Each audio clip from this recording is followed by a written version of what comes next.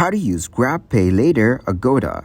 Hello everyone. In this video, I will show you how to use paylater in Agoda. First, open the GrabPay app on your mobile device. Here, tap on Account from the bottom right corner of the screen. Then tap on Saved Places. Now, the first thing you need to do is set your address or location. Search for Agoda in the search bar. Then select your country and region as Agoda and pin your current location. Once your location is set, you have two options for paying later.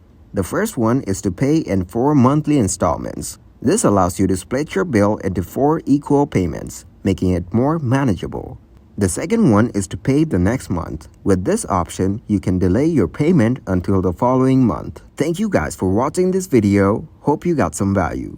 Make sure to like the video and subscribe to the channel to get notified for new videos. See you in the next one.